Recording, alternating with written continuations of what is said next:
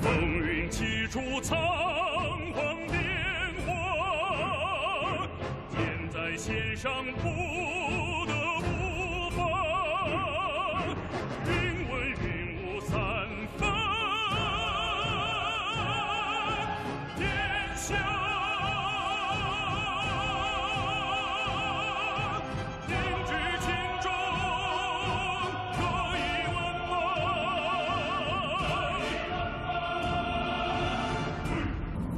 塞北秋风烈马，江南春雨杏花，千古江山如诗如画，还我一个太平天下，还我一个太平天下。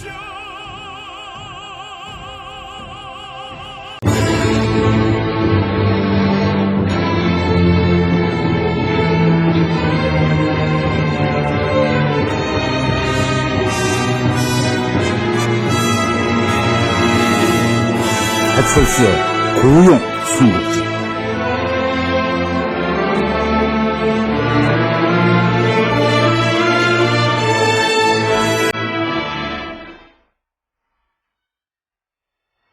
제36부 오장원 그 5번째. 중국 역사상 가장 혼란한 시기로 기록되고 있는 후한말 삼국시대. 백성들은 이미 그 통치권을 상실한 한나라를 대신할 새로운 영웅의 출현을 갈망하고 있었다. 그런 기대와 열망 속에 등장한 인물이 바로 조조. 그는 삼국지의 도입부터 중반에 이르기까지 중원의 열강들을 차례로 제거해 나가며 통일의 꿈을 키워나간다. 그러나 이런 조조의 야망을 일순간에 꺾어버리고 등장한 형주 땅 무명의 청년 공명은 이후 삼국지의 주역 자리를 완전히 조조에게서 빼앗아버리고 이후 1800년이 지난 지금까지도 조조를 밀어내고 삼국지의 주인공으로 자리매김했다. 제갈 공명, 그는 과연 어떤 인물이었을까? 오늘은 삼국지의 모든 것이라 할 수 있는 공명에 대해 이야기해볼까 한다.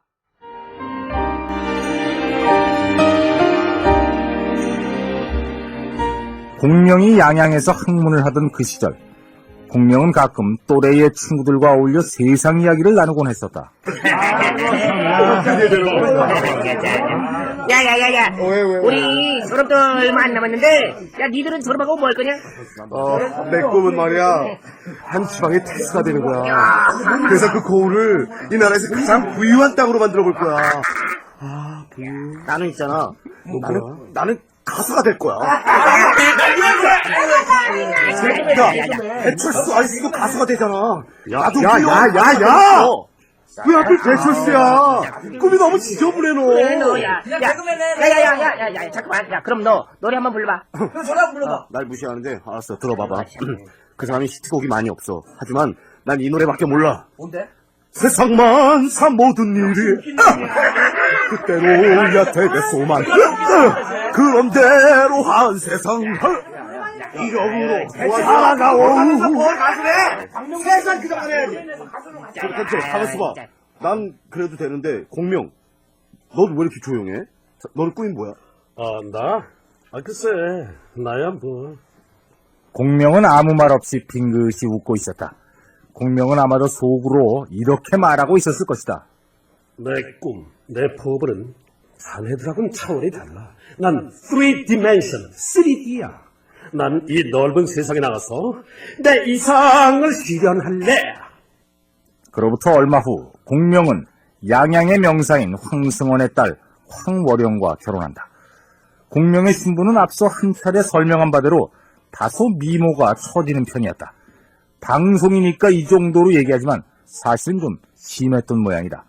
황승원이 월영을 낳았을 때 이런 일이 빈번했다고 한다. 야, 황승원, 너 애기 낳았다면서? 야, 축하한다. 에이, 뭐. 그래. 고맙다. 야, 어디, 애기 좀 보자. 어딨어? 여기 있어. 그래, 어디 보자. 야, 얘, 나 닮아서 아주 남자답게 생겼다. 이 딱 벌어진 어깨랑 주먹만한 코, 머리도 아주 크고, 이놈 아주 씩씩하게 생긴 게 장군감이야. 야야, 저기 얘 딸이야. 야, 나처럼 되면 어떡하려고. 진작 얘기를 하지. 그러나 황호령은 외모를 제외하고 나무랄 데가 없는 현모양처였다. 여자를 결코 외모로 평가하지 않는 나하고 비슷한 제갈 공명은 머령과 몹시도 금슬이 좋았다. 자기야, 자기는 내 외모 중에 어디가 제일 마음에 들어? 자기는 있잖아. 랄라랄라랄라랄라랄라랄라 발톱 때까지 다 이뻐. 그래도 구체적으로 꼭 집어서 얘기해봐. 우선 그 딱 벌어진 어깨도 너무 예쁘고 타이슨 주먹만한 그 우람한 거 정말 사랑스러워. 남보다 2배는 커 보이는 그 머리통은 너무 앙증맞고 그 두꺼운 허리 굵은 팔뚝 구렁이처럼 불끈 서준 그 힘줄 정말 꼭 안아주고 싶어. 지금 칭찬한 거지? 그럼 고마워. 그럼 자기가 최고야. 나도 자기가 최고라고 생각해.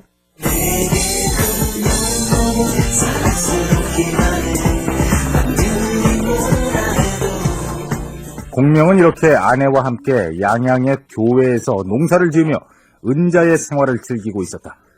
그런 공명을 결국 세상 밖으로 끌어낸 것이 바로 유비. 그리고 이때부터 공명의 활약상은 삼국지 전편을 통해 우리가 익히 잘 알고 있다. 하지만 공명의 진정한 모습은 유비가 죽고 난 후 총나라의 승상으로 국정을 책임질 때부터일 것이다. 그럼 지금부터는 승상이 되고 난 후 인간 공명의 일상을 살펴보자.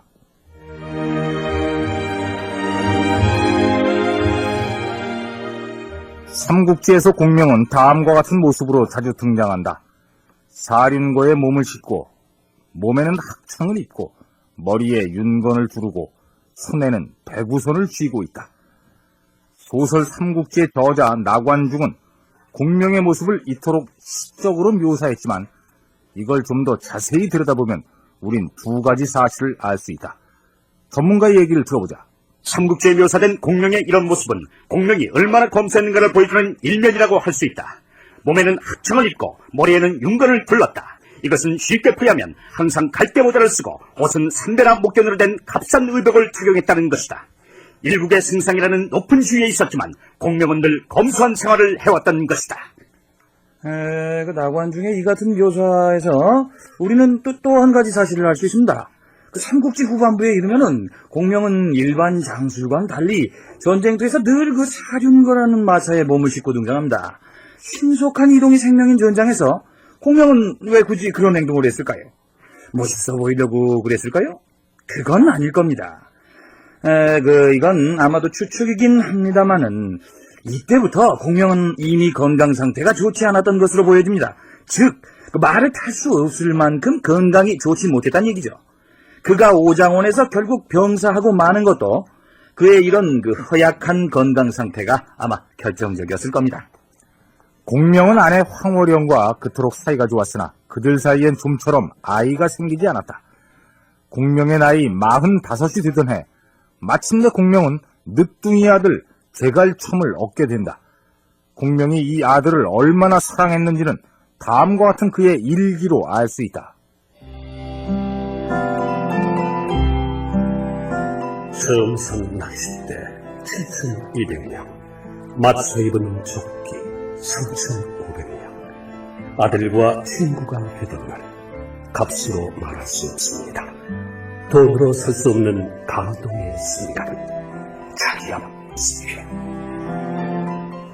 삼국지를 읽고 난 후 독자들이 갖게 되는 가장 큰 의문은 어째서 공명이 천하통일에 실패했느냐는 것이다. 소설 속에서 그토록 신기에 가까운 재능을 보여준 그가 왜 결정적인 순간에 위나라를 이기지 못했을까? 소설 삼국지 연의의 토대가 되는 역사서 삼국지의 저자 진수는 다음과 같이 말하고 있다. 공명은 정치가로서는 실로 훌륭한 인물이라고 할 수 있지만 군사 전력가로서의 재능은 글쎄요. 굳이 점수를 준다면 한 60점 정도라고 할 수 있겠죠. 공명은 6번에 걸친 북벌에서 시종 답답한 전술을 펼치다 끝내 실패하고 맙니다. 가정에 마속을 배치해서 패한 것이라든지 기산에서 학소라는 위나라의 무명 장수에게 고전한 것 등이 좋은 예라고 할 수 있습니다. 이것이 그의 한계인 것이죠. 군인으로서 그의 능력은 낙제점을 약간 넘는 수준일 거라고 저는 생각합니다. 하지만 진수의 이런 평가를 고지곳대로 듣기엔 조금 걸리는 것이 있다. 왜냐하면 진수의 아버지 진식은 바로 공명의 부하였다가 실수를 저질러 공명에게 파면당한 인물이기 때문이다. 공명에 대한 진수의 이런 낮은 평가는 아마도 아버지에 대한 원한 때문이 아닐까 하는 의심이 든다. 이번에는 다른 쪽의 얘기를 들어보자. 공명이 군사적으로 무능력했다는 일부의 평가는 솔직히 수긍할 수가 없습니다. 왜냐하면 그 당시 총나라하고 위나라의 국력은 도저히 비교가 되지 않았기 때문이에요. 총나라하고 위나라의 싸움을 굳이 비교하자면 글쎄 우리나라가 미국을 상대로 전쟁을 벌인 거하고 비슷하다고 보면 될 거예요. 공명으로서는 어려운 싸움이었던 거죠. 하지만 그럼에도 불구하고 공명은 시종일관 공세로 나섰습니다. 반대로 위나라는 수비에 급급했고요. 이럴 때 맞보는 공명은 군인으로서도 훌륭했다고 저는 평가하고 싶습니다. 공명이 흑번에 실패하는 결정적인 또 하나의 요인은 바로 총나라의 지리적인 약점 때문입니다. 총나라에서 위나라를 공격하기 위해선 잔도라고 불리우는 엄청나게 험한 산길을 통과해야 하는데 이 때문에 총나라 군대는 물자 수송에 굉장한 어려움을 겪어야 했습니다. 공명은 갖가지 아이디어로 이것을 극복해보려 했지만 인간의 힘, 파워 오브 휴먼, 자연을 이겨낸다는 건 쉽지가 않았죠. 그리고 또 공명에게는 결정적인 단점도 있었다. 공명은 전쟁터에 나가면 얄미울 정도의 지략으로 적을 속이고 물리쳤지만 일상에서 그의 생활은 너무나 곧고 바르고 정직했습니다. 사소한 부정이나 잘못을 용서하지 않았죠. 이러다 보니 공명의 곁에는 그를 추종하는 사람들을 제외하곤 인재들이 모이질 않았어요. 너무나 빈틈없는 공명이 두려웠기 때문이죠. 총나라의 운명을 공명 혼자서 떠맡을 수밖에 없었던 건 바로 이런 이유들이 작용했기 때문일 겁니다. 어쨌거나 공명은 끝내 북벌에 실패한다. 그러나 그의 이름은 지금까지도 신화와 전설로 남아있다. 제갈공명에 대한 수많은 신화 중에서 가장 유명한 이야기 하나를 지금부터 전해드릴까 한다.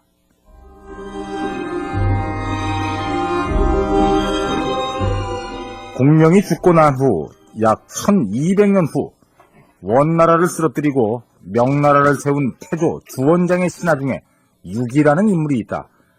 명나라 건국의 1등 공신인 그는 평소 공명에 대해 이렇게 얘기하고 있었다. 사람들은 제가 공명을 무슨 대단한 사람처럼 얘기하지만 내가 보기에 공명은 별거 아닌 인물이야. 난 우리 폐하를 도와서 천하를 통일했지만 공명은 겨우 삼국 중에 하나를 세우는데 그쳤지 않은가. 따지고 보면 공명보다는 오히려 내가 더 위대하지.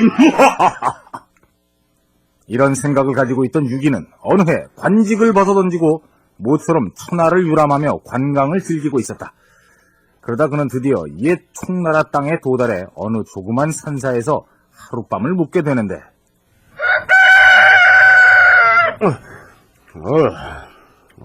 닭이 우는 거 보니까 벌써 아침이 됐구만. 그래서 여긴 절인데 왜 닭이 우는 거야? 어떻게 된 거야? 유기는 급히 절에 주지스님을 부른다. 주지스님! 주지스님! 주지스님. 이것이요, 스님. 이런 말이야. 절에서는 민가의 동물을 기르지 않는 걸로 아는데, 어째서 절에서 닭 울음소리가 난단 말이야.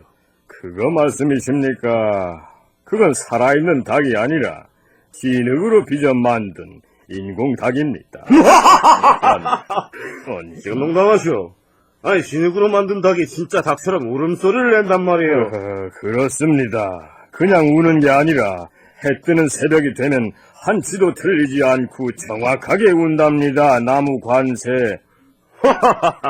아니, 대체 그걸 누가 만들었단 말입니까? 이 닭은 옛날 총나라 시절 제갈공명께서 우리 절을 방문하셔서 만들어주신 것입니다. 배철수 교. 유기는 믿거나 말거나 하며 직접 두 눈으로 공명이 만들었다는 닭을 확인해 보았다. 그냥 진흙으로 만든 평범한 닭일 뿐인데 이게 정말 운단 말이오? 그렇습니다. 나무관. 세음보살이요. 네. 가만히 있어보자. 이 안에 도대체 뭐가 들어있을까? 그건 저희도 모릅니다. 그럼 어디 한번 깨트려 봅시다. 이 안에 도대체 뭐가 들었는지. 안 됩니다. 그러지 마십시오요. 나무관. 진흙으로 만든 닭 안에는 아무것도 들어있지 않았다. 다만 작은 글씨가 적혀있는 종이가 한 장 들어있을 뿐이었다. 아이고, 이게 뭐야? 여기 뭐라고 써있는 거야?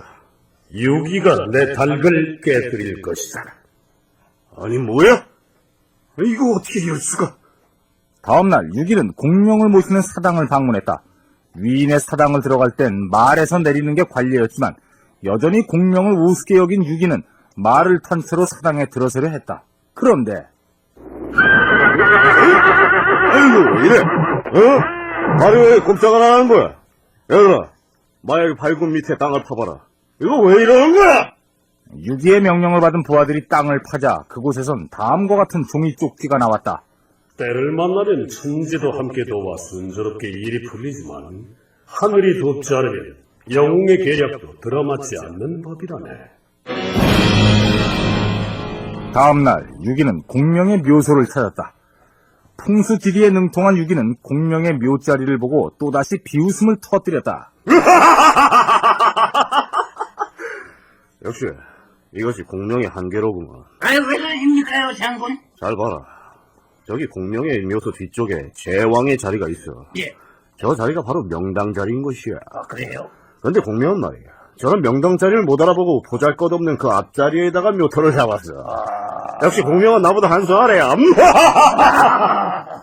유기는 이렇게 공명을 비웃고 그 자리를 떠나려고 했으나 이번엔 갑자기 그의 두 발이 꼼짝도 하지 않는 것이었다. 이건 또 왜 이래? 내 다리? 여봐라! 예. 내 발밑을 파봐라. 예. 어이, 장군님. 장군님께서 이런 쪽지가 나왔는데요. 이거 줘봐. 충실은 죽어서도 제왕의 곁을 떠나지 않는 법이다. 내가 어찌 지리를 모르겠는가? 죽어서도 폐하를 모셔서 이곳에 묻히는 것입니다. 유기는 비로소 공명에게 감복했다. 그는 탄식하며 다음과 같이 말했다고 전해진다.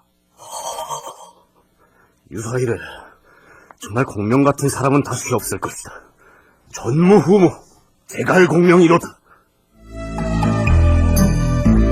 내일 이 시간에는 삼국지 후반기 명장면 베스트가 방송됩니다. 감사합니다.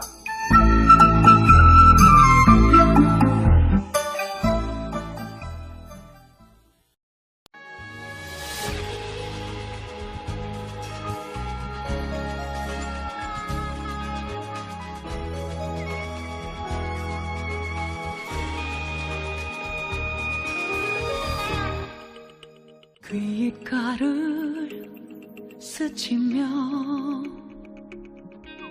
세차게 부는 바람 허공이 아닌 내 마음을 가르네.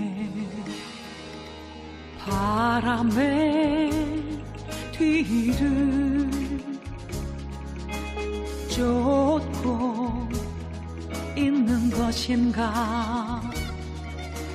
발걸음을 재촉해도 잡히지 않네. 무엇을 지키려 하는 것일까.